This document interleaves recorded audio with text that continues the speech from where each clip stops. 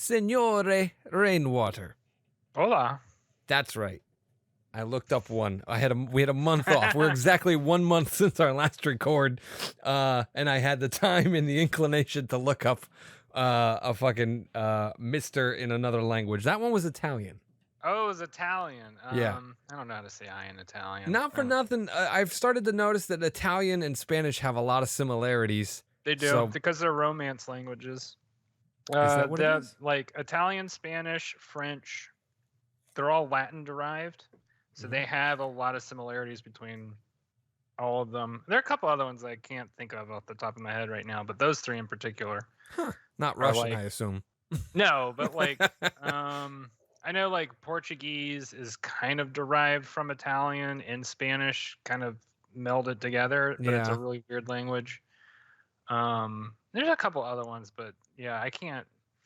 They're basically languages that were branched built off from other branches. Yeah. Right, they were built off of the end of the Roman Empire.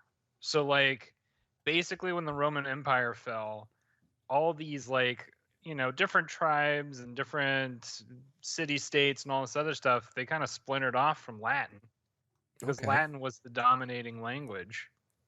And so that's why they're called the Romance language, because they're derived that makes sense. That epoch that was, Romans all spoke Latin. And so the church was the only thing for a long time. I guess this is just a history lesson now. Fuck it. It's interesting. So why not? The church for a long time were, after the fall of the Roman Empire, the Catholic Church or the Christian Church, whatever you want to fucking call it, after Constantine adopted Christianity, the church became the main preservers of Latin. And for the longest time, Latin, like, you could not do mass without doing it in Latin. And that over time changed as like the church went into other territories. One of the biggest being what we call today England, because the fucking Anglo-Saxons pitched such a bitch about like, these people coming into their territory. The Druids in the Saxons were just like, they put up the biggest fight to keep themselves from being colonized, basically. And so over time, what happened is those colonizing forces of like, I should step back a second and say England had already been colonized by Rome before the church became a part of that. It's just that what happened later on over time is you got priests and priests from the Roman Catholic Church or the Holy Roman Empire, whatever the fuck you want to call it. They were starting to like get their schemes, whatever you want to call it, into those territories.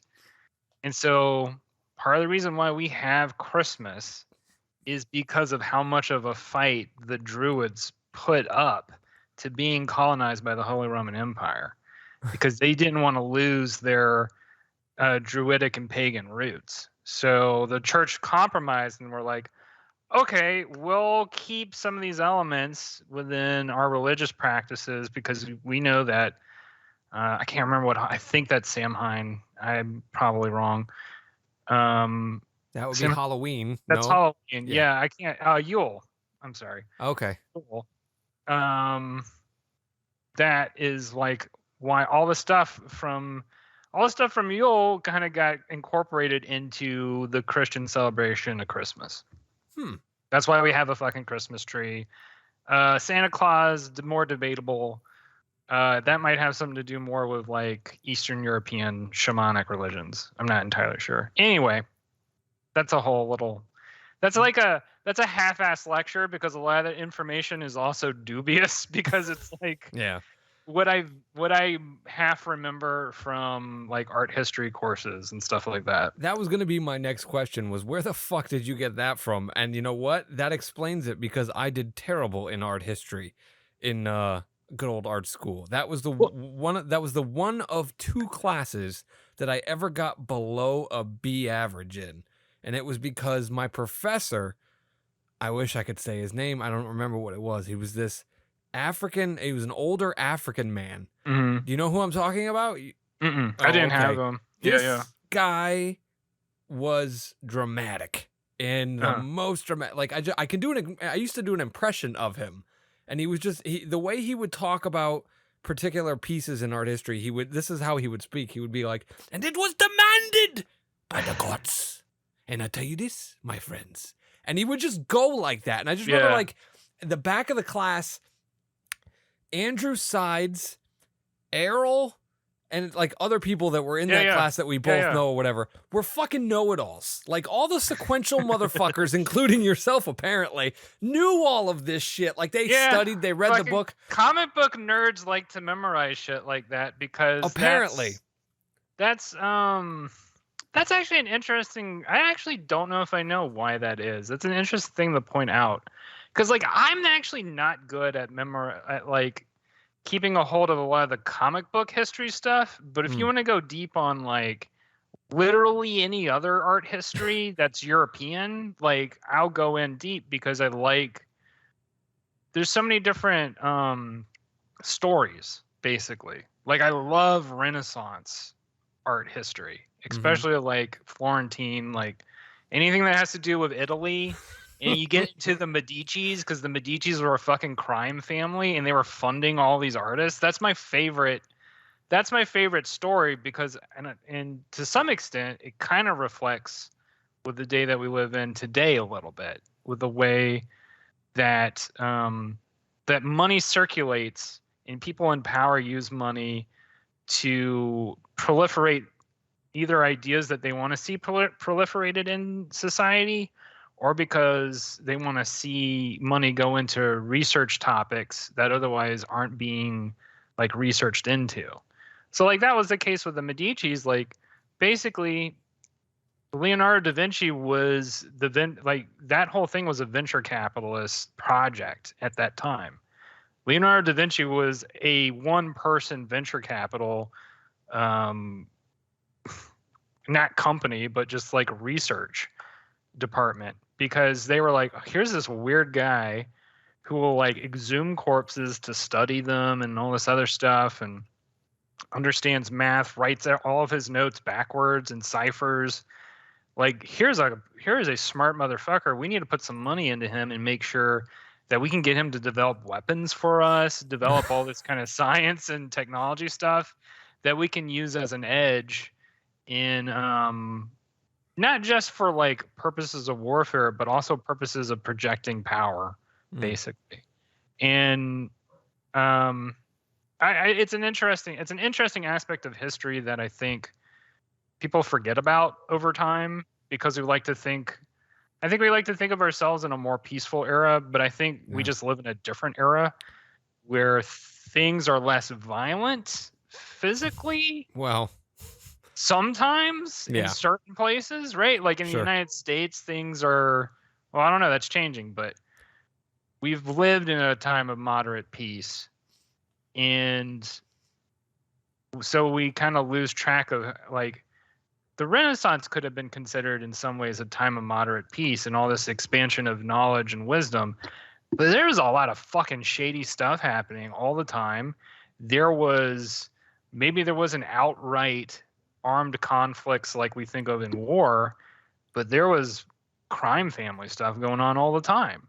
So like, that's interesting to me, because it's like, oh, well, things don't necessarily change, you know? Yeah. Well, it's just... a lot of that comes down to what you witness and how you compare and contrast it to what you have knowledge of also happening. You know what I mean? Like a 6-year-old who hasn't ever seen anything and doesn't know world history, doesn't know if there's anything going on right now, thinks it's pretty perfect, and then sees one thing happen and it's the end of the world. Oh my God, this is crazy, blah, blah. A lot of that perspective comes into play when it comes to that. And I should, as a final note, I should also say, like, all my art history knowledge, and really, really when you think about it, what that knowledge is that I'm very good at memorizing what were all the propaganda that like that the church put out, that the Medici family put out, that governments put out. Yeah. Not necessarily in terms of, and I think that's what's more interesting in terms of comic book history, is over time you get into more and more individualized sort of views that aren't influenced as much by money. I guess that's why I like comic books ultimately, is you get these individuals who just are whole hog themselves. And for instance, there's a Canadian artist by the name of Dave Sim who is infamous because he wrote a book called Cerberus. He completely, like, I say completely, pretty much, I would say 90%, like, self-funded, created his own printing press, like, had his own distribution system that he had set up with his wife, and was, at that time in the 70s, like, nobody had really seen an artist like that, a comic artist like that, who basically had his own press and his own title. I think maybe Teenage Mutant Ninja Turtles were the only other ones that were kind of within that realm. Yeah. But I think they were a little later after Cerberus. I can't remember. Or it's Cerberus. I think it's Cerberus, not Cerebus. Anyway, it's a comic book about an aardvark. It goes crazy. It goes into weird places. It starts off as like a parody of Conan the Barbarian, and later on, after like volume 10 or whatever, he's like doing diatribes on like society and politics and religion and all this other stuff. So what ended up happening is he kind of got canceled. Kind of. I mean, I'm going to put quotes on that. You're talking like late 80s, early 90s canceled? No, like this is probably early 80s canceled, or maybe even mid 70s. I can't remember the exact timeline. But basically, he started going into the storyline in the story where essentially, like, he was doing this like kind of overwrought criticism of feminism, where there was this fantasy kind of feminist religion that took over the land and was like punishing people and all this other stuff. And everybody was reading at the time was like, okay, well, this is clearly, he's talking about feminists or something. And alongside all of that, in his comics, he would have these really long like editor notes type things. Like he would just write editorials on top of everything else.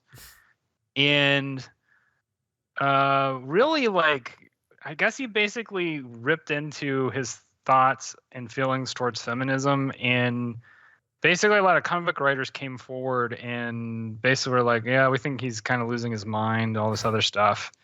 And so he got like, I would say soft canceled, in the sense that he lost a lot of his readership after that point. He didn't lose all of it, but he lost a lot of it. And he wasn't, like, he completely lost his stature that he had previous to that point and never really regained it, because people still look at him as like this kind of, I don't know, right-wing crank or whatever nowadays. So anyway, kind of an interesting side note in comic books history, among many, many other ones. That's why I firmly believe that whatever political, social, whatever stance it is that you have, I think it's important for artists, and then maybe I'm just speaking for myself, that you embed it within your story in a subtle manner. Like, if you're beating people over the head with it, it's pretty clear where you stand on something. But if you ask questions and you symbolize it in a way that's not as on the nose and not so easy to figure out, people apparently you can. I'm laughing too, because apparently you can be not that on the nose, or not that off the nose, if you're Frank Miller and do like 300, which was like, I don't know if you saw 300 with us, right? A long time ago, I think. Yeah. Because that movie, not just that movie, but that whole story is so, like, obviously, you're reading it or watching the movie, and like, oh, this is obviously about the Iraq War and like 9/11 and all that other stuff. And like, it's not, I mean, it's not even veiled, I feel like. Yeah, but that's the thing, is like, sometimes you have a hardcore base that's already there with you, and like that's what they want. Yeah.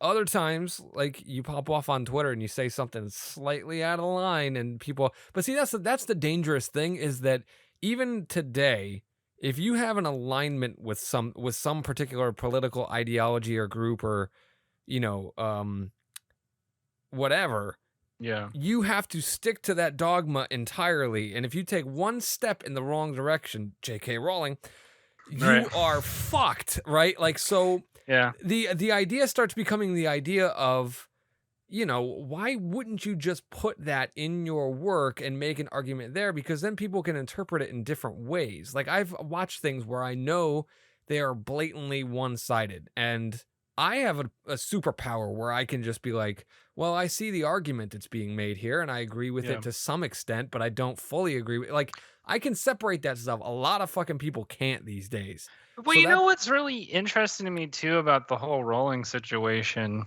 or she who will not be named from here on, is like she never even covers the topic she's critical of in her books. It's not even like, as far as I'm aware, anyway. Well, I mean, to some extent, like If we're talking about trans rights, right? right.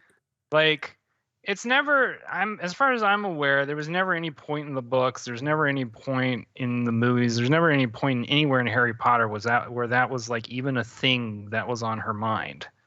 It was something that came out later on when she wrote an article in whatever the fuck, whatever, Yeah. whatever rag printed her, where she was like, stating her opinions and viewpoints, and then suddenly it's like, oh shit, like we thought you were like, cuddly J.K. Rowling, and like, you made Dumbledore gay after the fact, like that kind of thing.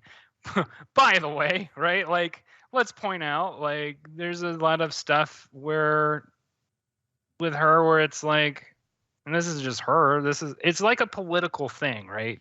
It's like Obama was not for gay marriage for the longest fucking time until the rest of the country is like, you know what? Maybe it needs to be, legal. Maybe.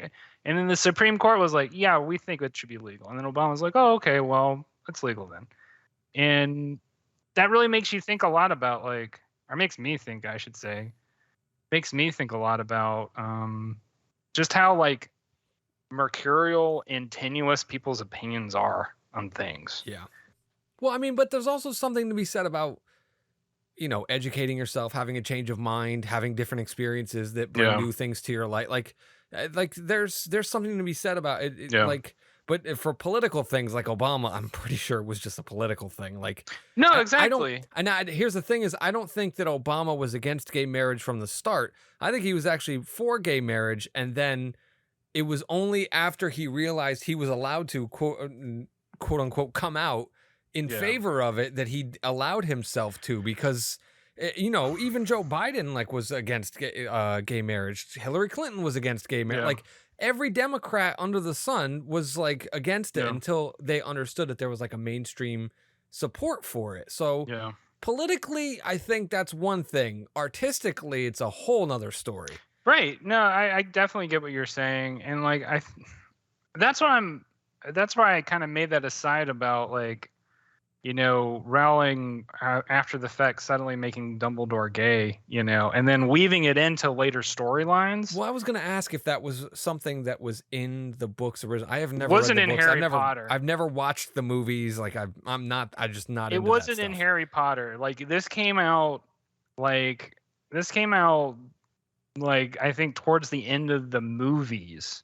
He was already dead, right? The character was already dead when she revealed and that. And I think, and I could see, I'm speculating at this point, but like I can see, she was writing the Fantastic Beasts books, and some of them deal with Dumbledore's backstory.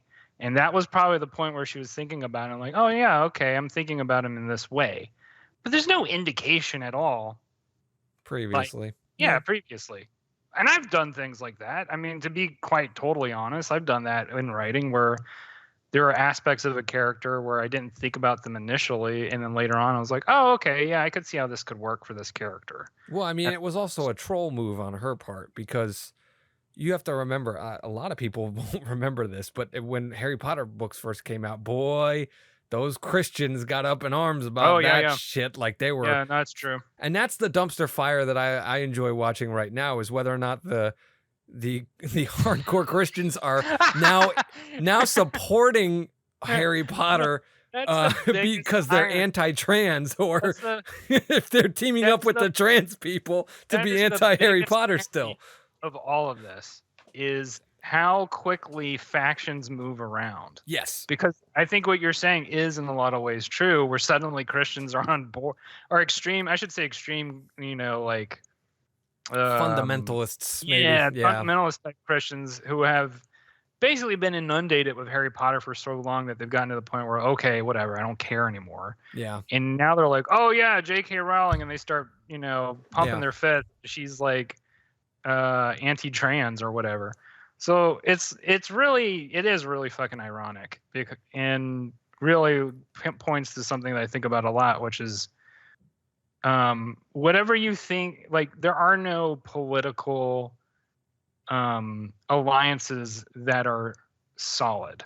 They change all the time. Right. And we are probably going to live 10 years from now to find that like the trans right activists of today are right-wing bigots tomorrow. And I'm going to laugh in the same way, because I think that is how time moves. Mm-hmm. And I'm of this opinion that never look at a thing as like it's going to be like this always, because like the hippies of the 60s were the left leaning or the counterculture icons of yesterday. Yeah. They're now libertarians. those true great conservative boomers that everybody hates now, and that's just life, you know. And that was I had an idea for a screenplay that I was thinking. It was probably going to be a short, because I don't think I could milk it for an hour and a half to get it out of it. But it was during a moment when the Supreme Court was overturning Roe v. Wade and doing all that. And I had a thought about, because a lot of the pro-life people are very uptight Christian fundamentalists, like just hardcore Christian beliefs and everything like that. And a lot of the pro-choice activists are not, I don't want to like make it a religious thing, but they're very liberal, right? Like, because that's just a liberal platform thing. Yeah. And gay rights is a liberal platform thing. And I just had this, it popped into my head. I was like, boy, wouldn't it be interesting if they identified like a DNA strand or something that is what I don't want to say makes a person gay, but that's what gay people have, right? And say that like some technology came along that allowed you to identify that DNA code or whatever before you were born.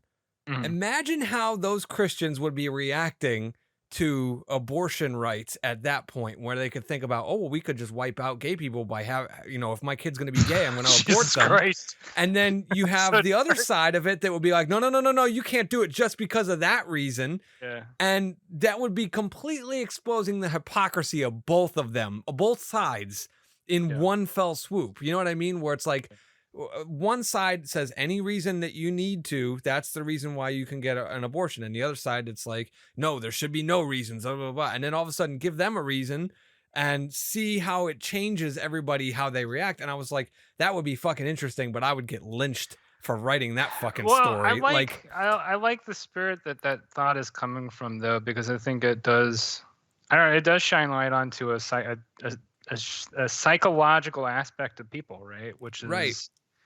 If you give them the button to do whatever it is that they desire, like how far are they willing to go to get it?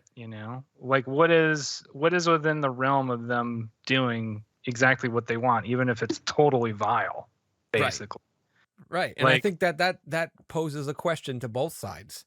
That's what I liked about the idea when it popped in my head, was it's not a pro-life movie and it's not a pro-choice movie. It's literally a, hey, where do you draw a fucking line? Like, what circumstances would make you change your position? And especially in a world where we are all very hard line driven, where it's just, here's my line, I'm never changing that line. When we don't acknowledge the fact that the world changes every single fucking day. Technology advances, Yeah. studies come to light. Like there's all kinds of different things that happen that change every single day. We get Yeah. more information, and to be so hard line in the sand about anything, it doesn't matter what fucking thing you're talking about. To be anything is to just be on the flip side of crazy. Like that, you know Yeah. what I mean? That spectrum of crazy Yeah. evil right wing, crazy evil left wing. And if you're in either one of those fucking areas, you are just fucking crazy. Like period. That's what it is. You are neither right nor wrong. You are just crazy and, dare I say, possibly evil. Like to be so dedicated to one thing. Yeah. No, it's mentally unhealthy because Right. it doesn't regard the world as a multidimensional, multi-perspective thing. Mm, And if you deny that, like if you deny other people's experience and perspectives, even if you don't agree with them, even if you think they're evil, right. you're doing reality a disservice. You're Mm, doing life a disservice. And that's hard. That's like really hard because there are people in the world with whom I disagree with vehemently, sure. and I would rather their opinion or their perspective not be acknowledged. But like at the same time, um, just to repeat what I originally said, like to not allow that of them is, I mean, it's a human rights violation to a certain extent, you Sure. know? Like it's just um and for me I guess it is like I'll say spiritual, but really honestly, I mean religious. It's a religious stance of mine that every person should be allowed the ability to express themselves freely regardless of the consequence. Because ultimately people have to work through that that energy, that spirit, whatever the fuck you want to call it, so that it can be resolved and that we can move on to whatever the next thing Yeah. is. Because there's the problem with that is that everybody's obsessed with winning Yeah. versus success. Like there's a difference between the two. Winning is Yeah. just I was right all along and now I'm victorious versus Yeah. success, which is hey, we all came together and we found the right answer. Like Yeah. it's an acknowledgement that Yeah. you are not perfect, you are not right.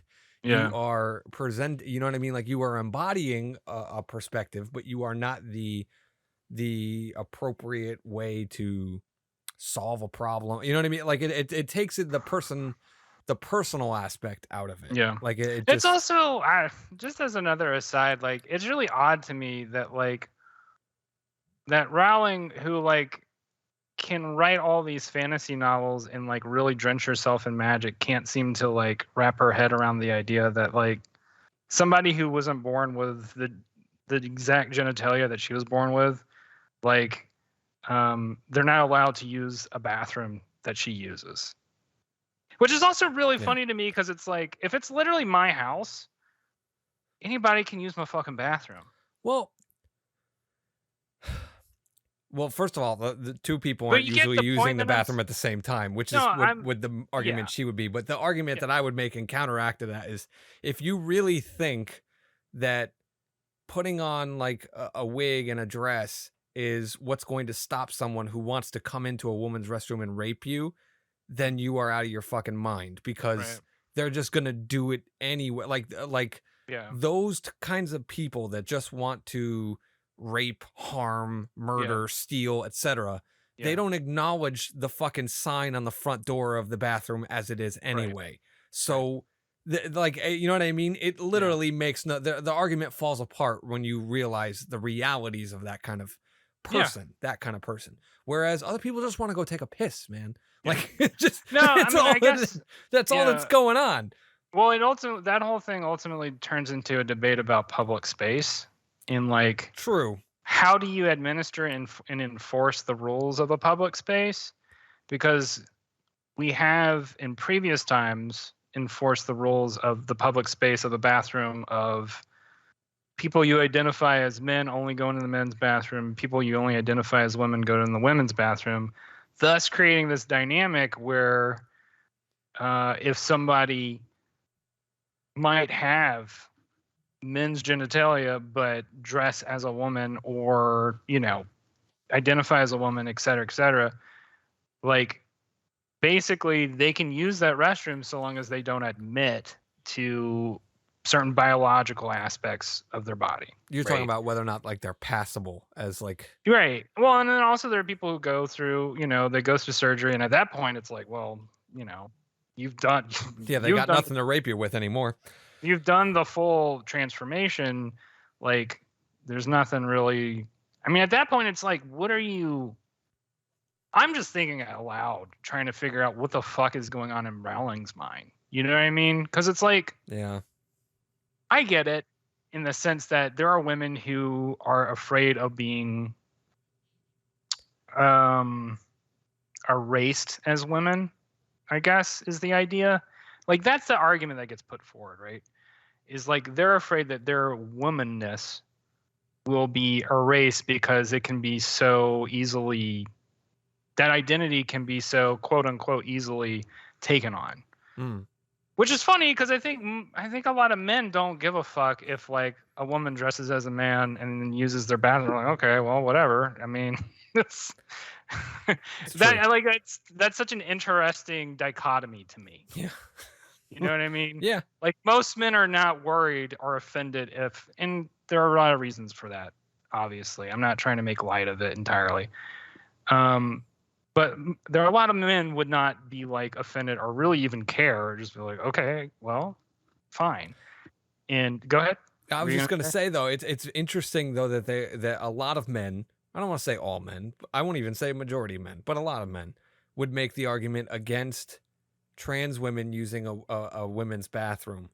But that would mean that they would want the trans women to use the men's bathroom, which I don't know. A lot of those same men would be more uncomfortable with a trans woman walking into the men's bathroom with them next to the, you know what I mean? Like, this is my point. I'm uncomfortable with a fucking just a regular genetic guy next to me in the fucking urinal. Like, if the guy's wearing a dress and lipstick, I'm even more uncomfortable now. Like, so why am I making that argument? Like, it's very confusing to me sometimes when those guys are making those arguments.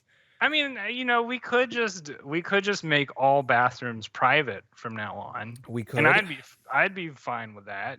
Like, there's so many solutions. You could make unisex bathrooms. You could make bathrooms that are specifically just for trans people, like trans men and women.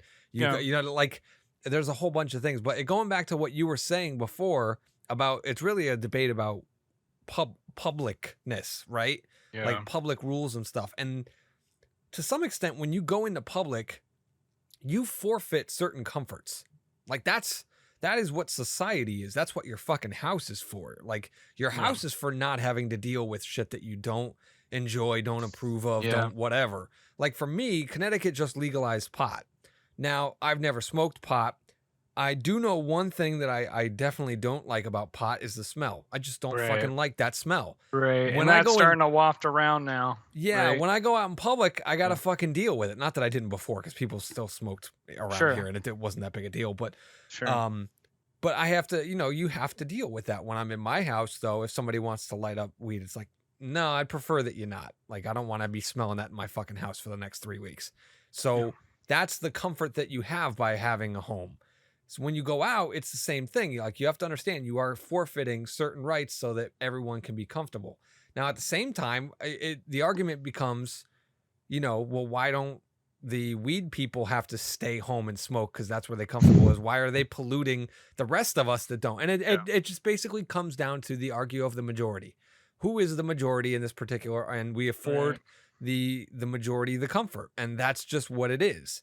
And that's where it is. So I understand like the fact that they're arguing over the bathroom thing and the comfort and stuff. But you know what? If the lawmakers change it, you can fight to change it back. But if not, just hold your piss and go home or buy diapers and fucking deal with it. I will say, here's the other interesting thing too, is like, I've noticed the thing that really kind of shook me, or not shook me, but just like really caught me by surprise. Cause like, so when I lived in Portland, unisex bathrooms were almost ubiquitous. Like there was a point where everybody was like, we're just going to make all the bathrooms private and unisex, so we don't have to deal with this shit. So wait, I'm just clarifying really quick. It's not like a multiple stall bathroom. It's a one at a time Yeah. bathroom type deal. Yeah. Okay. Yeah, because businesses didn't want to deal with that Yeah. shit show. They're Right. just like, fuck that. Let's just make them single bathrooms, gender, non-gendered, whatever, so we Yeah. don't have to deal with this crap.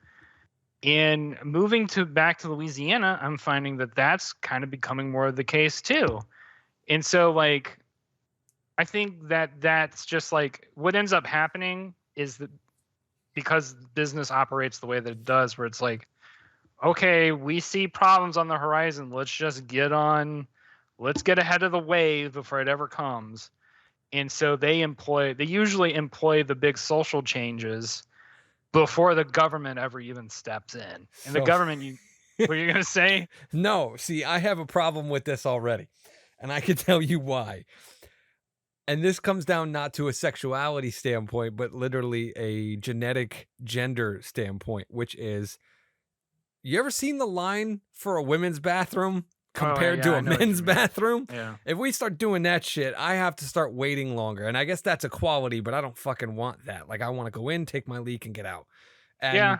that's something that I'm not going to be thrilled about. And then on top of that, you also have things like sporting events, concerts, where it's giant bathrooms. Like, they have to accommodate large crowds, so they can't do, single shot, whatever gender goes in and out. Like, so that's always going to be a problem. I don't see how they would fix it with that. Like, that particular business model doesn't support that. So it is I totally get what you're saying. It is going to come down to like legislation and all that kind of nonsense. Yeah. So I don't know what it is. I don't propose that you or I are going to have that solution. I don't propose that we're going to create art that suggests that solution. All I'm saying is whatever fucking point of view I think we have, I think it's better because we are publicly to not taint ourselves unless we are that type of artist. If you're a type of artist that is politically engaged and you want to make activism through your work, then by all means, you absolutely should. But if you are an entertainer first, I feel like it's kind of important for you to withhold that part of yourself. Yeah, I don't see myself writing a story anytime in the near future that is going to be some big social fucking commentary on. See, and okay, so to get this onto an art conundrum, right? Because we've talked about this a lot. We're on the kind of the topic of the trans thing. I'll rope this in. So we've talked on this podcast in the past about a screenplay that I'm working on called Cemetery Sweethearts, where it's about two ghosts in a graveyard who kind of fall in love with each other. And one of them is like a 1950s greaser teenager guy who dies early on. He's kind of, our main character. And then there's a newbie that shows up in the graveyard, and it's a trans girl who was recently murdered. And there's a whole bunch of like fun and romance and comedy and this and that.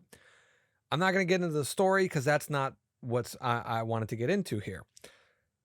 Thoughts happen in a filmmaker's head while they're developing a project, right? Mm-hmm.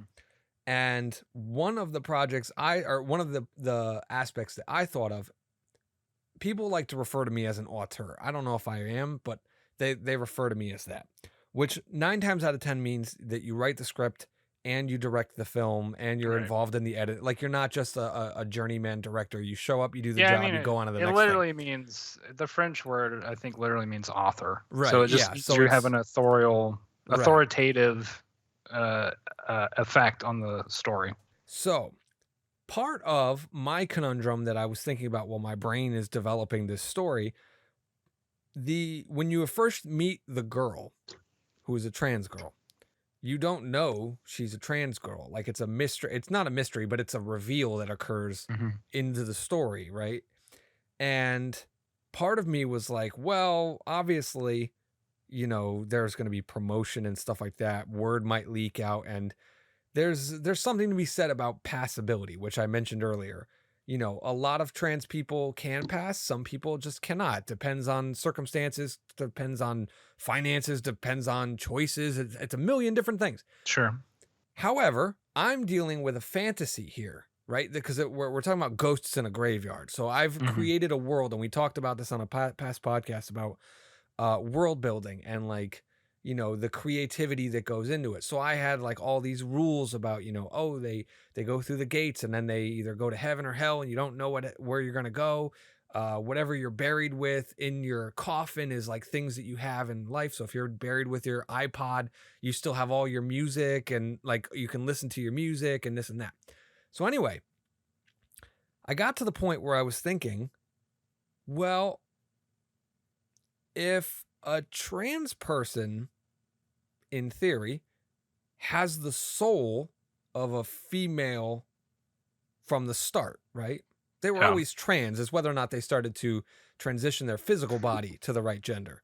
Yeah. Wouldn't that soul just be female? It wouldn't have any male features whatsoever. Trans people spend thousands of dollars. It's a whole big thing where they, you know what I mean? Like they are trying to become as female as possible. So I thought to myself, well, why wouldn't I just cast a female in that role?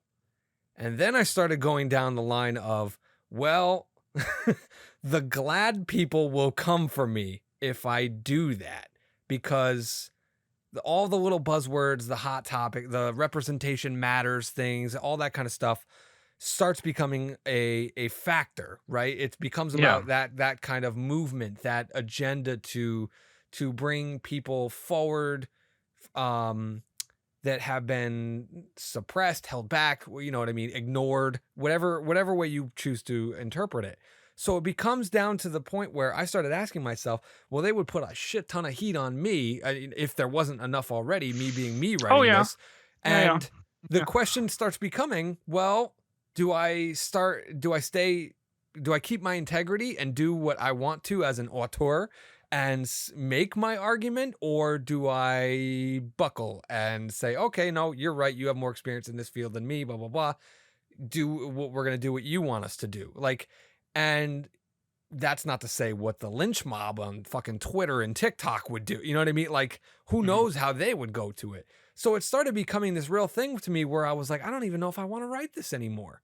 I don't know if I like, it's a story that I feel compelled to tell, and I feel interested in it, and I'm excited by it, and it's really, you know, creative, and it's something different than what I've done before, and I'm exploring new parts of my creativity, and, you know, new problems to solve. It's an adventure for me. It's exciting. But at the same time, if it's gonna fucking just crumble on me bricks after brick, is it worth it? So yeah, I mean, I guess my response to listening to you talk about that, I think what I would, if I were in your position, what I would probably feel inclined to do is to find trans people or people in the trans community to talk with and introduce the idea to, and see what they thought about it. Did they like it? Because here's the other thing. If they like it, you suddenly have an immediate community to sort of band around you to make it. That can be really helpful. And if they may be like, yeah, I like it, but I have some criticisms about this or that, you know, like I would like to see some amount of my experiences reflected. And you seem like you're kind of doing it here and here, but maybe here are some areas where you could improve the script. I feel very like most definitely the response you would get is that has to be a trans girl who voices that character. And that's what I thought too. Yeah. Or you AI, you get an AI to do it. No, and I'm not gonna lie to you. The other day, because I've been wrestling this for like a couple of weeks now. Yeah. The other day, I literally said to myself, you know what would happen is that I would do this my way with a genetic female playing the role, and someone would get so pissed at me that they would deep fake a trans actor or onto the role instead. You know what I mean? AI the voice, the whole 9 yards, and change the movie on me. And there would be nothing I could do to stop that. in this day and age. But that's kind of what I think. That's kind of what the future of entertainment might start looking like more and more, where you kind isn't of that just bullshit though? Where you can you take an kind of. artist's work and pervert it in that manner. I mean, I'm not. And I say that as somebody who's been AIing for the last couple of weeks. I know. Yeah, you're Papa AI right now, but like, I like that nickname. We're keeping that one. I will say that here's the thing. Here's how I'm thinking about it. I think a lot of people there are a lot of different reasons why people are really into video games. One of the big ones is that you can create your own characters. You can stage the characters to look as you wish. It's really interesting because, the whole reason we were talking about Harry Potter earlier was because this video game came out recently called Harry Potter Legacy, and the game got a lot of negative attention because of J.K. Rowling's attachment to it. Even though in the game itself, apparently there's like a trans person who helps the main character and all this other stuff. Anyway, you can customize your character to be whoever the fuck you want them to be, first of all. So like, that in itself already allows you to subvert any sort of ideological intention that might go into the game if there were any. So like, I kind of imagine that's going to be more and more the case with movies. I would also make the argument that this has always been the case for books, right? And part of the reason why I still like books, prose, not necessarily comic books, but prose, like you can insert the characters to look however the fuck you want. You can make the environments look however the fuck you want to a certain extent. So in a way, I think what that means is for visual storytelling, storytellers now have to be a little more abstract, and they have to think more about the story that they want to tell, more so than the story that they want to tell and the particular themes that they want to get across, more so than the personalities, because over time that's going to become more and more customizable because of AI, right? Because like I think this is an inevitability where you're going to get, if the original author doesn't do it, there's going to be somebody who's going to make some kind of modification where it's like, oh, here you can watch Jurassic Park where all the main characters are black if you want them to be, or trans or whatever, and do that for every other single movie. Every other, like in the future, you can watch every movie where every character is being played by Jar Jar Binks. Like that's the possibilities that now exist. And on a certain level, it is creatively really interesting because it gives you, as the viewer, more artistic liberty with the story. And yeah, it does take away a lot from the author. I agree that doesn't feel great, but to a certain extent, I imagine that can happen with comics too, and to some extent as well. Like, I think that's something all storytellers and all visual artists are going to have to come to terms with, because as far as I can see, that cat's just out of the bag. Like, you know what I mean? Like that. There's no other route that technology goes other than into that hyper customizable route. I think even to the point, like, honestly, like whoever gets elected president, you can change the way they look on the screen. You can change their voice, So the people and the people who will get this technology first will be the old Trump people who are like Trump 2028, and by that time they'll have some kind of app for your TV where you can watch the State of the Union address, and it's like, some whole other president, but for them, they get to watch Donald Trump giving that speech instead. But he's not saying the same. I mean, it'll be his voice, it'll be, his cadence and all this kind of nonsense, but the content matter will remain the same. It'll remain whoever's elected at that particular point. So, I mean, you raising this point is actually more inspiration for me to just do it my way and then say, well, if they're going to fucking change it, let them change it. But at least my way exists, and do it that way. So, I mean, it's very interesting to kind of wrestle with that, especially in this day and age. But to me, I just like it always comes back to that old conundrum, which is, are you making it for the audience or are you making it for yourself? Because you really can't choose between both of them. And the ideal that you're going to please everybody is something that's finally gotten out of my brain, where it's just to the point where I'm like, because right now I'm already promoting Madison's Way here and there, and I've already got the fucking incel community online that just coming for me. Like they can read between the lines on the 30 seconds that I've put out there, and they know they're getting skewered in this fucking thing, and they're coming for me. And I look at these profiles and they're all private, and they have like anime pictures as their fucking profile picture, and like they're balding, overweight. It's very clearly a basement profile picture. Like there's like a whole lot, like a lot of supporting evidence to support that fact, but they're coming for me, and they are the vocal ones, right? And the people who like it or are indifferent or don't like it just for whatever reason, they're all quiet.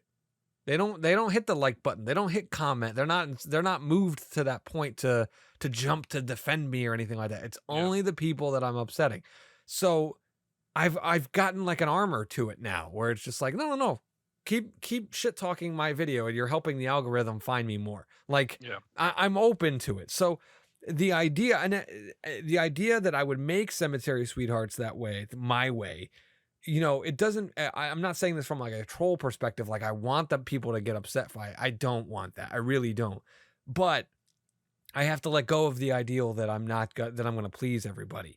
And believe it or not, despite a trans person being a very integral player in that story, it's not a movie where trans people are my target audience, if that makes any kind of sense, because the main character to me is the 50s greaser, and it's a lesson to him about growing and changing and making decisions that are not popular with people around you, and deciding what it is that you want, and this and that. And you could argue that I'm using a trans person's plight as a plot device, but I counter that with every character in every story ever is a fucking plot device to express a theme.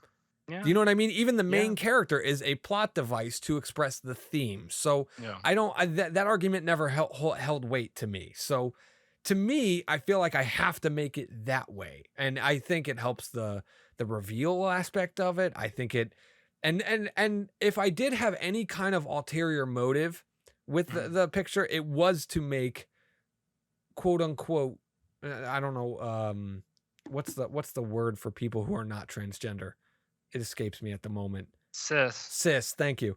To make cis people more comfortable with the idea of trans people. You know what I mean? Because that's really what it is. They're all uncomfortable with the idea of trans people. It's not that they really hate it. Like they're uncomfortable with it. It's a new idea. It's a new experience. They don't know how to act. And because of that, they lash out. They're angry. You know what I mean? Like, and that's really what it is. It's not so much the phobic aspect of it is really what it is. And I feel like if I got it there, it might help move that needle an inch in the right direction. I would still recommend exposing the idea in the script to the trans community, because it might be really informational for you in terms of your script writing process and in terms of making a better story, since you are writing it from the perspective of a cis person sort of coming to exposure with that. Have that experience so that you can translate that to the script. You know what I mean? Yeah. And I mean, and see, but that's part of the reason why I wanted to write that character, was because it's the same reason why I wanted to write a female for Madison's Way. The same reason I wanted to write an African-American character for Terror House. It's that a lot of the issues that people deal with, not particularly a race or gender or whatever, sexuality, it doesn't matter, are universal. Right? We experience them in different ways, but the problems themselves remain the same. Like I can write in somebody who's feels like an outsider because as a kid I was fucking picked on and bullied because my older sister had mental handicaps. Do you know what I mean? My cousin was a very quiet and introverted person, and everybody suspected he was going to be a school shooter. Like they labeled him that because he was very. He might have had some mental handicaps as well. I don't know. I'm not a doctor. I'm not going to diagnose him, but because of that, they picked on me for it, and I felt like an outsider because my sister's mental handicaps. One of the blessings of it was she didn't know when people were picking on her. You know what I mean? And when someone's trying to pick on you, what they're trying to do is troll you. If someone's trolling you and you don't respond to it, they pick up and they move on to the next person. Yeah. They're there for the argument. They're there for the fight, the pushback. Yeah. So when people would pick on my sister or my cousin and it didn't register to them that they were being bullied or they just ignored it and it didn't bother them, they went after who they could bother with it, which was me, because I knew it wasn't right what they were trying to do, and I couldn't do anything about it being a scrawny little kid, and I was ostracized. I felt left out. I was bullied. I was made fun of. I was helpless. I was sad. I was, you know what I mean? Like I was broken for a lot of these reasons. Transferring that into the situation of somebody who lives a different skin than mine isn't hard. That's what writing is about, right? That's the whole point. So yes, I do agree that talking with different communities will help me get an in as to some accurate depictions. But if I'm a writer worth any salt, I should be able to put myself in those shoes just in my own brain and be like, well, if I was in that situation, what would happen to me? What would happen there? What would, like, that's writing. That's writing is 95% of it's observation. The argument you're making right now is a little bit squirrely because I look at this the same way that I look at life drawing. Because, like, if I made that argument about, like, I should be a good enough artist to be able to draw a car without having to reference a car. Okay, that's fair. That's kind of bullshit, right? I'm going to draw a shitty car. I think that's fair. Like, that's just facts. I'm going to draw a shitty car. And it's the same with writing people. Like, you have to have the observational input in the data bank that comes from, like, something that you can refer to that actually exists in the world in order to actually replicate it properly. Unless I will say, I will add a caveat to this. Unless that's how all art from now on becomes popular because AI can do that so well. So, like, I don't know, maybe there's a counter argument to my point. And just plug it into ChatGPT and ask me for trans experiences and then just go off of that. I mean, apparently, according to how people talk about ChatGPT, it'll be very good at that. That's, God, the fucking AI has added so many goddamn minds to the whole conversation now, because it's like everything that I think of as like the ground is totally been thrown asunder. But I think let's just say, regardless of whether or not AI exists, that's kind of how I'm perceiving it right now. Because, like I said, if I want to be better at drawing, I want to have some kind of accurate referent in the actual world, even if that referent is like an AI drawing of a vehicle. At least that's still better than me going off from my vague memory of, like, I don't know, like what a Volkswagen bus or a, Sahara Wrangler looks like. Because my memory is going to muddle it up in the same way that AI muddles it up too. Because all AI really does is pull from 6 fingers. You haven't seen that where they ask the AI, the Midjourney, to draw like a hand, and it's got like 8 fingers on one and like 2 on another. Yeah, I know exactly what you're talking about now. Yeah, exactly. Like where all AI does is pull from the memory of the world, and then just collaborates with that memory. And so sometimes you do get fuck ups. Sometimes you get situations where if your prompt is like, 80s dark fantasy, you just like all the main characters look the exact same, sort of vaguely Italian for some reason. So like it's one of those things where the whole reason artists are going to continue to exist, if they're going to continue to exist from this point on, are the artists who exercise the greatest level of aesthetic discernment. So basically the ability to say, that looks good, that looks like shit. The people who can do that proficiently are the ones who are going to remain relevant in the artistic space, because we are now entering into this period where literally anybody can basically manifest their imagination up to a point, but manifest their from their imagination whatever it is that they want. And that puts us as artists into a place where we have to be so much more creative in how we think about creating and how we think about reflecting the world. And we have to exercise greater discernment in terms of how we reflect reality. What is going to be more venerated, what's going to be more sought after, is how minute, how nuanced, how observant you are as an artist. Because like I was saying, AI can only be so observant up to a point. AI because is only as smart as we are to that point. Like you have to take the step further. Yeah, AI is not going to do it for us. And AI just averages, like right. all AI art is averages of human art and pictures and all this other stuff. So that's why I say all this to begin with, is as writers, we have to practice greater levels of discernment and observation, and to get into people's minds in a way that we previously could get away with, but we're not going to be able to get away with in the same way. Because, I mean, quite frankly, like, ChatGPT has access to every sort of human experience as it's written down, right? It's very difficult for me to imagine being able to write better dialogue than ChatGPT. For if I'm going to ask ChatGPT to write an essay from the perspective of an Asian American born in 1965, it's probably going to do it better than me. But if I asked it to write, if I asked it to write that personality from a perspective that is sort of more discerned within a particular perspective, within a particular route of time, within a, I don't know if I'm having a good way of describing this.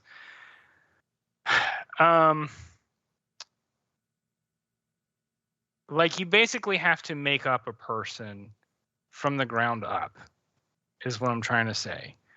And you have to do so in a way where you have very particular people in your life in mind, if that makes sense. Because what ChatGPT is going to do is it's going to average out all the text that it can find from that era, right? Which might actually not be that much. But if you have experiences of people like that, you have an edge over ChatGPT that ChatGPT may never actually be able to have access to. And that's why, this is going back to something I harp on all the time, which is pull from your direct experience. Because that's the fucking gold mine now. Because that's the stuff that the rest of the world doesn't have access to and can't get access to, at least currently. So anyway, I mean, it's definitely an interesting point of view. It's one of those things though where I've been having arguments about the AI thing with multiple people. Like, I'm just combative at this point where if I see somebody, and usually because I have a lot of a pretty wide network of artists because of going to college and just being in that particular business. there's so many people just without the pitchforks and the torches and they're ready to go. Like it's just, I'm just the guy trying to quell the mob, trying to explain like, hey, you guys are acting like any other mob ever, and we need to be better than this as artists and storytellers. Like that's our fucking job, is to be better than this. So I've been trying to have this argument, but it's showing me how human so many more artists are. And I guess maybe I don't know if I romanticize artists or put them on a pedestal, or maybe it's just an ego thing to think that I'm the greater fool, where, I believe where I'm going to succeed where others haven't. It's just, I look at this as an opportunity. I look at everything as an opportunity, whether it's a setback or a failure or a success. Like success is fleeting, failure is fleeting, but the opportunity that comes out of it is, well, I learned something that I'm not going to do again, or I accomplished this now, but do I want to keep doing the same thing again? Like, is that exciting or fulfilling to me? Like, there's so many things that I look at things differently, and I foolishly look at other artists, because you're allowed to label yourself an artist if you want to, and assume that they do the same, and they don't. And that just, it blows my mind, because like I'm playing around with Chat GPT right now, but it was talking about the details that really kind of reminded me about this, which was I started realizing, I could put in, hey, tell me a story about somebody who walks down the street alone on Halloween night, and it'll tell me a story. And if I put in a detail and say, a 6-year-old walks down a street on Halloween night, suddenly that story is going to change a little bit. Suddenly I say, oh, a 6-year-old girl walks down the street on Halloween night. It's a little bit different now. 6-year-old girl whose parents are drug addicts walks home on Halloween night. Different story all of a sudden. Like, you can change how that's going to be done every single time. But if you forget one thing, or you let the work be done for you, those happy accidents, those human things that set you up for things are gone. Like I wrote a joke in digits. What was the fucking joke? I'm trying to remember it right now. It's when TS and Lucas are watching Charlie and Steph in line for lunch, and one of them remarks, look at him, it's like he's Helen Keller and she's the blind seeing eye dog. And the other one's response was, Helen Keller didn't have a blind seeing eye dog. And the other one responds back, well, maybe if she did, she wouldn't have been so fucking retarded. And that to me was just a throwaway line, because I couldn't think of a funnier thing to say.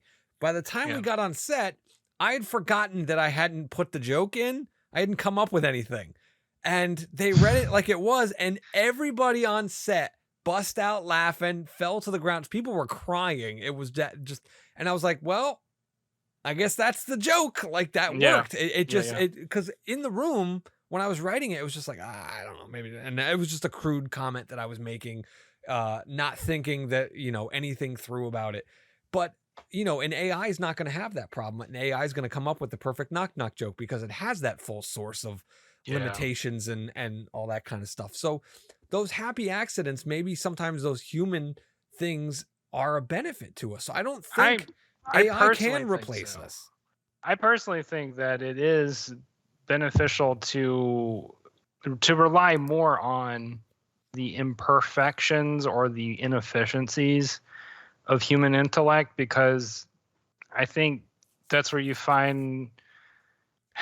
stumble on things you wouldn't have expected to stumble on. Right. Like, I'm actually kind of disturbed by something that I'm hearing about, where people are using Chat GPT as a search engine as opposed to using Google or, like Microsoft Edge or Mozilla or whatever. Because to me, that's like they're basically using it to answer their questions, right? Oh, because that's what I've been doing.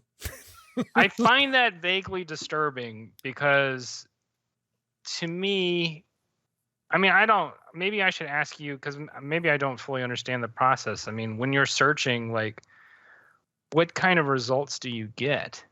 Well, Like, what is a result? Is it just like an answer from Chat GPT, or is it like a set of answers?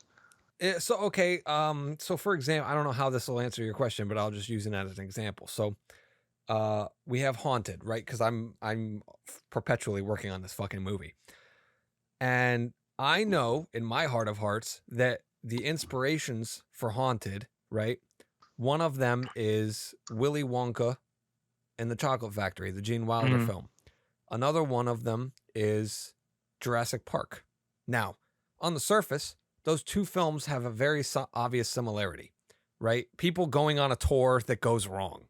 Yeah. And Right. that's basically something that happens in Haunted. So what I wanted to do was I wanted to understand further what other things those particular films shared in common. So I Mhm. asked ChatGPT, I was like, "Can you tell me what story beats Jurassic Park from 1993 and Willy Wonka and the Chocolate Factory from 1970 whatever have in common?" And use Blake Snyder's Beach Save the Cat beat sheet to illustrate that. And it did it. It went beat by beat. It was like, while these particular films seem different, they share very similar things.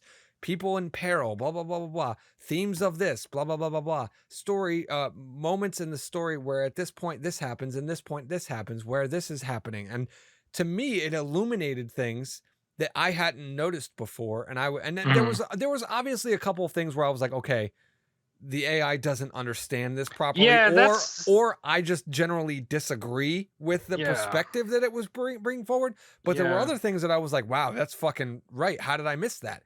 And I was like, okay, if that's happening in these two stories, something similar like that in the aesthetic of Haunted story needs to happen like that, and like that will Mhm. help me move my characters along the plot further, emphasize the theme better. Like it really kind of illuminated that for me.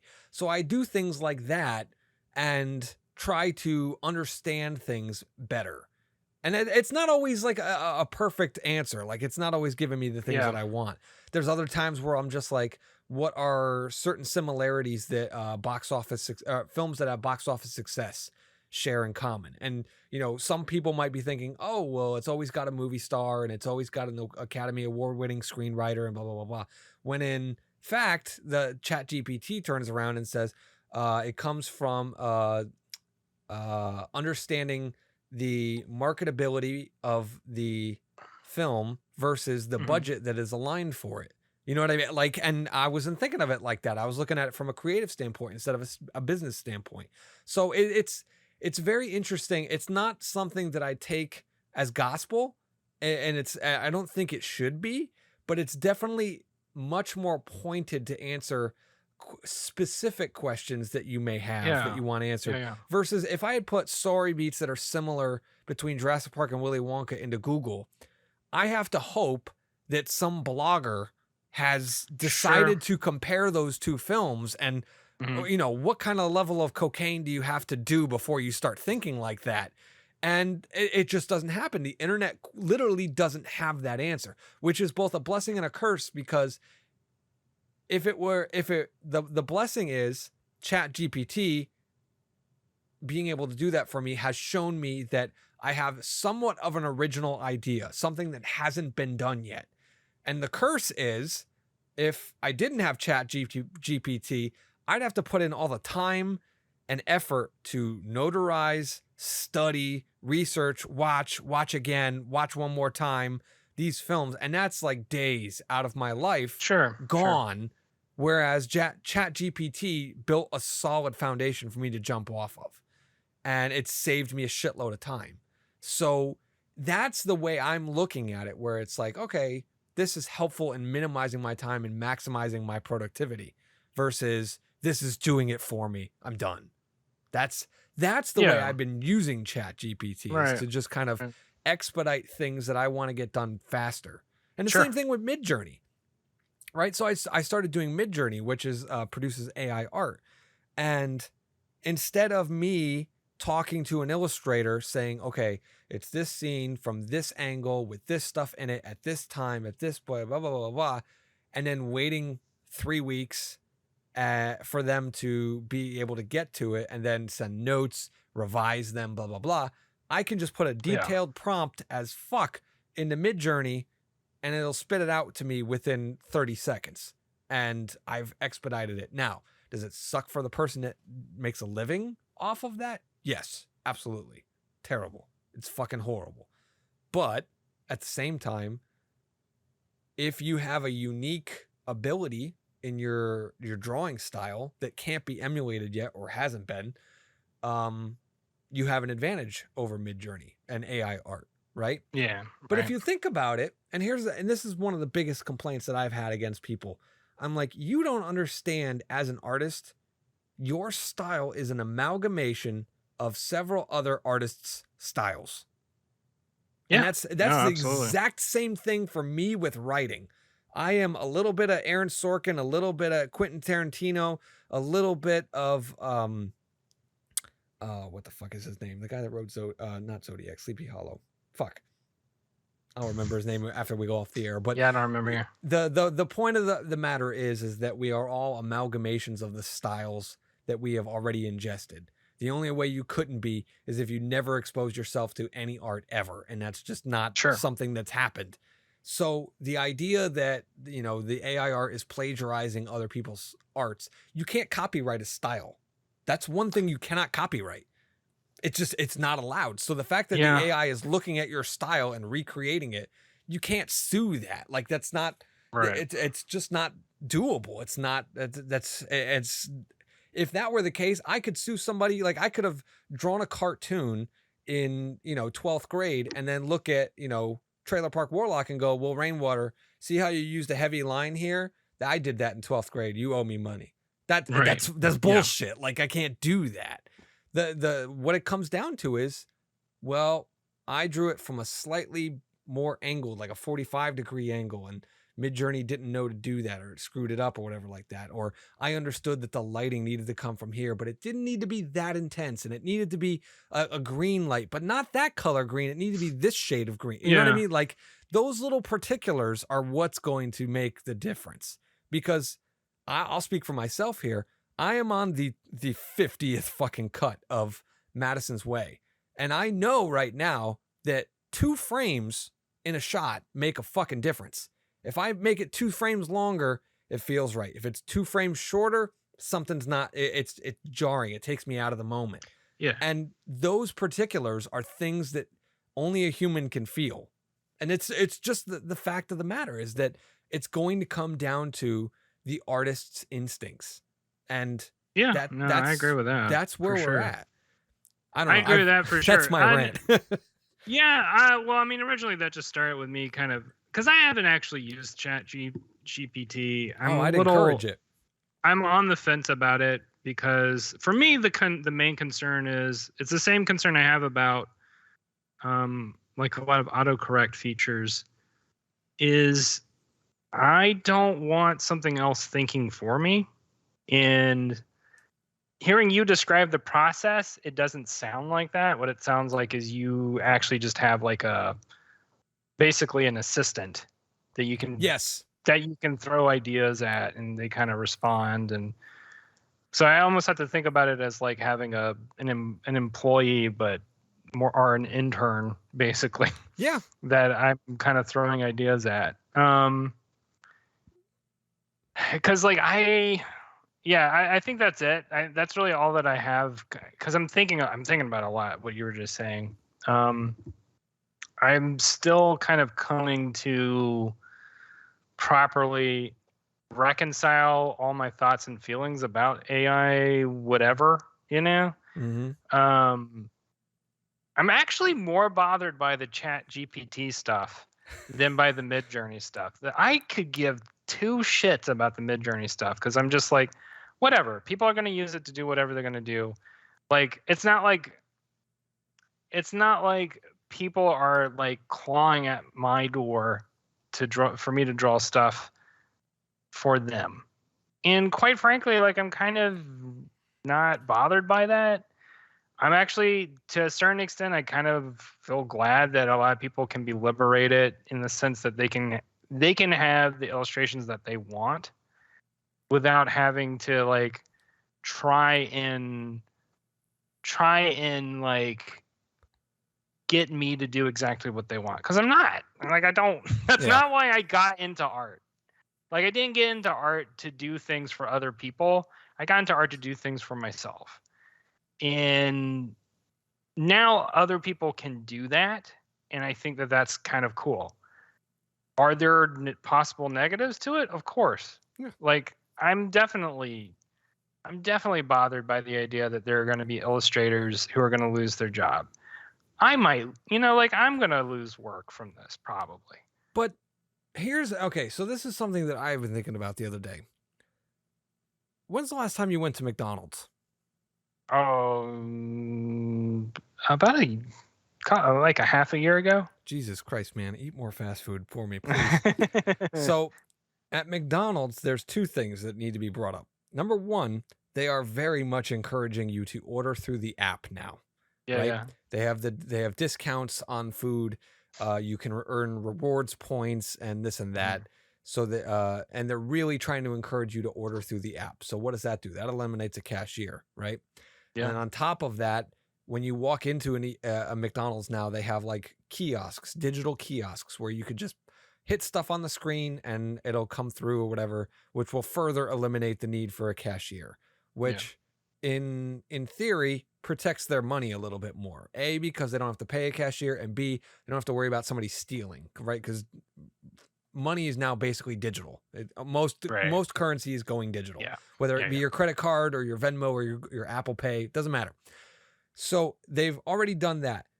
I've seen videos. I know you've probably seen it. The world probably has seen it. There are videos of like a vending machine in Europe or whatever that you just punch in what kind of pizza you want, and this giant conveyor belt lays out some dough, puts the sauce down, puts down your toppings, puts it through an oven, and then it pops it out in a box and you're done. Yeah. Like there's your pizza. Not a single person in the world touched that fucking pizza. Just the robot. That is where we're going. It's gonna happen. And now with AI, literally every job is up for grabs. Yeah. Every single job is up for grabs. So the fact that we're all going to be losing our money and losing positions and all that kind of stuff has turned me over to the Yang Gang.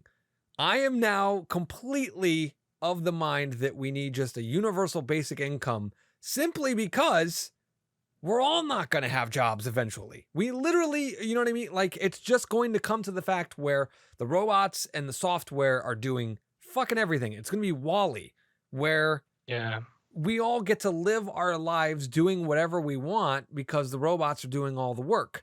So what we need to do is just fucking start setting up the infrastructure for that. And that to me is like universal basic income, because at some point we're all going the way of the dinosaur. Like it's just going to be the robots doing everything. And then the only things that get done by humans are the things that we want to do. Yeah. So it's like, I do think that there is something really, and I hope we go this direction. I'm of the opinion that we probably are. I mean, there is something extremely potentially liberating about that idea, because like you're saying, like it eradicates the idea of humans having to be engaged with labor. Like, if you want to actually go do farming for yourself because you like the farming process, I'm sure you're going to have that available. But like, it kind of sounds like we don't have to farm for our food. We don't have to build our own houses in the same way that we've been doing it. There's still going to have to be people to manage that stuff. Like that's what the future. Well, yeah, I get your point. I definitely get your point, because maybe you have the AI manages itself, but like the creative aspect. So like I talked about the vending machine pizza, right? It's gonna make the same fucking pizza every time, but the AI, it might be able to get to this point, but somebody's gonna have to tell it to do it. The AI cannot create the variants that might create a different type of pizza. Like a tablespoon more of sugar in the tomato sauce might make a world of difference. The AI can't fucking taste that sauce, so it's not going to be able to know it. It can use data that says, oh, this amount of sugar is like the sweet spot. And maybe we all might love it. But then it becomes that thing of where, and this is what's so true, and you as an artist know this just as much as I do. the thing that becomes common becomes undesirable Yeah. after a while. That's what I was gonna go with, because I was gonna say I'm just gonna say this like with absolute certainty. There's going to be a reverse movement where people are suddenly paying a lot of money to hands-on, handcrafted stuff, artisan stuff, and that's where artists come in. You know what I mean? Like, you're gonna want to go to Gordon Ramsay even fucking more than we all do now, because you don't want to eat that fucking robot bullshit. Right. But you could, and you know what I mean? And like, it's all that kind of stuff. But like, at some point, the people that are, and then no one's, and this is the real selling point for me. No one is going to remember when the world eventually burns or we leave planet Earth or whatever like that. No one's going to remember, oh, that fucking robot or company or whatever, the pizza company, because they could probably download it and just bring it with them or whatever. But they are going to remember, oh, that film that Zhao made, that, you know what I mean? Like, an AI didn't make that, and it's imperfect in all the best ways. Like, I like how raw and gritty that is and stuff like that. Like, it's not clean and polished and perfect. It's real, and there's going to be an audience for that, and there's going to be a demand for that. And to me, that's fine. And if there isn't for a while, that's fine too. I'll find a way to, you know, we're all starving artists. We've all found ways to just get by. We'll keep doing it the same, but that's why I do this. I do this because I love it, not because I want to, you know, be a billionaire and ride on a yacht. No, I would rather be on a set. And that's the God's honest truth. I would rather, you ask my wife, anytime we go on vacation, she's just like, can you relax? And no, I would rather be sitting at my computer writing right now. I would rather be editing. I would rather be on set figuring out which lens I want to use or which angle that light should be pointed at. That to me that's what I enjoy doing in life. That's what gives me fulfillment. So the idea that a computer could do it for me, it's helpful at times. And like you said, I can use it as an assistant because that's basically what I'm doing as now. But it's just to save me time to get to where I wanted, what I want to do faster and be able to do more. That's, you know what I mean? Like, it feels like I'm using the most of my time here on planet Earth to do as much as I can. And that is what excites me and why I don't have any opposition to it. Now, when it turns into the T2 Terminator and it starts murdering me and my family and stuff like that, well, my problems are over, I guess. So it won't be that big a deal anymore. But I guarantee you this, it'll be fucking artists that will figure out how to take down the AI. I guarantee you fucking that, because we're the ones that think outside the box. Yeah, exactly. That's the literal thing about the AI. The AI works within the box. It is the box. It is designed to work in the box. It doesn't understand outside the box. So if you're an artist, you will know how to defeat it, whether it's shooting at you lasers from down the street or if it's coming for your job. We will find a way. And I'll leave it at that. I don't have any more rant in me for now. No, I'm good. So Rainwater, this was a great episode about managing deadlines and the pros and cons. Right? Yeah. Fuck that topic. We'll get it next week. Thank you guys all for tuning in. Thank you for sticking with us past our little vacation. Rainwater and I have been quite busy. I don't know about you, Rainwater, but I did not finish what I needed to finish, which was why I wanted to talk about deadlines. We're still hammering on Madison's Way. 95% edited. Still got to do a sound pass. Still got to do color grading. Still got to do VisFX. I don't even know if we're doing a score. That's something we're debating at the moment as to whether or not it needs a score and where it would go. Because I don't know. I don't know where are you right now? I know you're working on wrapping up Trailer Park Warlock. And I know it's gonna go. I mean, I keep saying I'm almost done with it. I've got 5 episodes left, but they're all doozies, so it's just gonna. Are you dragging your feet because you don't want it to end, or you just don't know how to end it? I kind of came. You know what it is? Because I chip away at it every single day.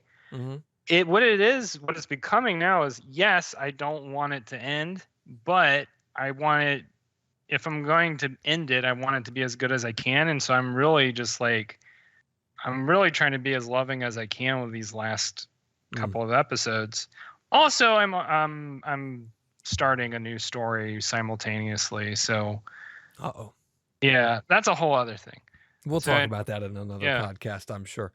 Yeah. All right. Well, that's where we're at, folks. We missed you guys. I missed doing this. I gotta admit, It's it's good nice to take a talk. break, but I did miss Yeah. doing this. So we are back, I guess, right? We'll probably talk off air about next time we're recording, and we're back in the groove. I know that I've got somebody lined up as a guest. I know we haven't had a fucking guest on in almost forever, but Nice. so we'll see about that.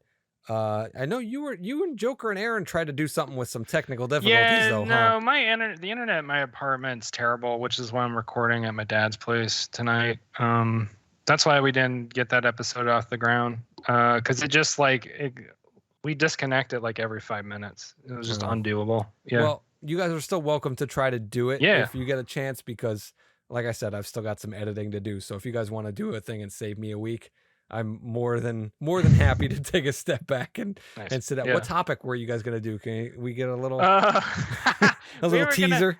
We were gonna talk about garbage movies because it's like, well, Giles not here, so we can talk about something he's not that interested in. That's not true. I'm watching Joe Bob every fucking chance I get. Oh, that's true. All kinds of garbage that comes through that. You guys are probably talking about much more obscure stuff than even that. Oh, we were talking about stuff that Joker and Aaron didn't like. Yeah. Didn't so we might, like? Yeah. So we might try and hit it again. Interesting. Very, very interesting. There's also a new Scream movie coming out, and I feel like I know. I want to that. Uh-oh. Yeah, I saw that trailer and I was like, yeah, we need to fucking talk about this because that's actually an interesting thing for an episode. We could talk about like trailers, just the general idea, because I did have to cut one for Madison's Way, so I did have a little bit of experience, and I cut one for Digit's Way back in the day, but that's another story. But again, I guess that's a podcast probably, so maybe we'll talk about that in a future episode. Anything else you wanted to leave us with, Signore Rainwater? Well, I guess I don't know if y'all are listening to this and y'all want to see my comics. I do have a new comic that I'm publishing on my Patreon. You can go to patreon.com/MattJRainwater. It's called Mega Geo Brothers. If you like robots and goofy sci-fi stories, goofy boy shit, go check it out. We got to pay for it, Patreon, right? Yeah, you got to pay money for that shit. What tier do you have to be on to be able to see? The Is lowest a certain tier? You can start from the lowest tier. You won't get it in the premium version, but you'll get to read it. Yeah. All right. That sounds fair enough. I mean, listen, you're talking to the guy who is literally going to only show Madison's Way to the cast and crew who made it, and maybe one or two people for criticism. And literally all of my fucking friends and family and whatnot are going to pay money to watch it. Nice. I'm not giving it away for free. And if that means $0, that means $0. But I am going to be holding myself to that because I see value in this, and I'm assigning value to this. So are you going to make it available on streaming but pay money to watch it? Probably something along that lines. That's on my to-do list after it's done and edited, is start looking for ways in which to do that. I think we may be doing a streaming premiere where it's just like it's this time, this day, here's where you would do it, and everybody watches it in unison, and then that's it. You don't get to watch it. I know we're supposed to end this episode, but that just reminds me. So like Louis C.K. came out with a new movie recently that he's know that. Yeah, so they did a theatrical run, but now you can watch it just exclusively on his site. And he did that with a special where the only way to watch the special is through his site, and you basically rent it for 5 days, and then after that it's gone. So he's kind of retooled his entire thing to just be exclusively through his site. And I mention that because I'm saying all that because in terms of generating revenue, that's a potential model that you can pull from. I do have to build myself a website, and that's also on my to-do list. What I really want is I want to find a platform, or distributor, should I say, that allows you to stream the movie on both a computer and has a Roku app where you could go and watch it on like your TV or anything like that. Because Okay. I still like to watch, like I watch YouTube through Roku on my TV. Yes, I still watch it on my desktop when I'm looking for stuff to try to learn or whatever. Yeah. But most of the time, like first thing in the morning, the first thing I turn on is YouTube on my TV because I know there's going to be new content somewhere for me to check out. Well, So- as opposed to just Bluetoothing through your phone. See, that's the thing is like I have TVs that are from like 2004 Oh, and yeah. all that kind of stuff. So like it's one of those things where I know eventually everybody will be like that, but I don't want to Yeah. ostracize No, we an haven't quite made audience that. at the Yeah. moment where it's like, oh, I can't watch it because it's not on like Yeah. my thing or whatever. And you know, I there's just ways- don't. I don't know how big the Roku audience is. I guess that's something that I just don't know. Right, So I but kind that's of. what I'm saying is like if they're like a distributor that has a Roku app, they'll also have like an Apple and a Google and a whatever Yeah. app or whatever like that, and you could be able to get it on all of them. There's so many revenues areas that I could do it where I could make my own streaming app for Roku. I could do a whole bunch of things, and eventually that's going to be the end game for me. There will be like a Jow channel, but I have nowhere near enough content to be able to Right, do that, yeah. which is why the rest of this year, there's 2 more projects on the horizon for me. One of them is the Digits Recut, where I'm using all of the new tools and technology and stuff and skills and knowledge that I have to remaster that movie so much better than it is. There's going to be a vast amount of improvement to the picture quality, the audio quality, and all that stuff. I'm not George Lucasing it too much, but there might be some alternate cuts of scenes and stuff like that because I watched it and I was like, oh, I should have cut earlier there and this and that. But it's good to come at that with fresh eyes. And then I'm also going to do a short film that's going to be very, very long to film, very easy to film, very long in post. But it's one of the most popular short screenplays that I've ever written, ever. And I have the means to do it now. And I'm going to do it because of the fact that it's going to be the easiest to do, even though it's going to take forever. I know Yeah. that's hypocritical. Those two things don't line up, that it's easy and long. That kind of makes sense. No, I've had there's stuff like that I've done. Yeah. It's a short film about my dog, Okay. believe it or not. And so it's just going to, and it's a sci-fi thing. So it's going to Yeah. be very, very, very interesting to film that. And then those are the projects that I'll have for this year. Madison's Way wrapped up. I'll have the sci-fi with my dog, and I'll have Digits fully. So a feature and 2 shorts, Mhm. which I think is more than enough to kind of get the ball rolling. And then those will be going to festivals and going to agents and managers and all that kind of nonsense. So that's my game plan for the year. I don't know how I got into telling you guys this, but that's what's on the plate for your old pal Jow. But that allows me to come back to this podcast now that I've kind of figured out what I've got to do this year. You know what I mean? Like having that Yeah. long range plan makes it easier for me to figure out what I'm going to be doing day to day. So that's where we're at. And then I also have something that I'm probably going to try and rope you into, Mr. Rainwater. I think I'm finally getting ready to do an animated project, and I think Yeah. I want to collaborate with you on it. But we'll talk more about that something off the air. That's and then once we start developing it or doing it or whatever like that, then we can start working it into episodes as free publicity, I guess you could say, to our loyal listener base. That's if you say yes. I'm already roping you into this. Anyway, we've gone long, but I figure this makes up for us being away for a month. If you've Yeah. got anything, I'm back. Jow's back on the Twitter. I'm back on at the Anjow. You can follow me. You don't have to. It's not that interesting. I don't have a lot of followers right now. So I'm not on it as much as I used to be when I had thousands of followers, but I am back on the Twitter. So feel free to engage with me there. As always, even though we never get any fucking responses to this, I'm going to keep saying it. If you're interested in coming on the show, drop us a line. If you're interested in a particular topic, drop us a line. If you think we suck, drop us a line. I literally don't care at this point. But if you're out there, don't be scared.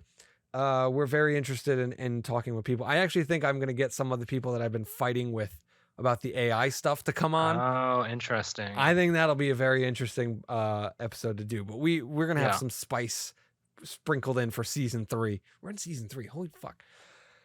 Okay, I think we should wrap up, don't you? Yeah, let's kill it. Rainwater looks tired. We're done. Good night, everybody. Good night, y'all.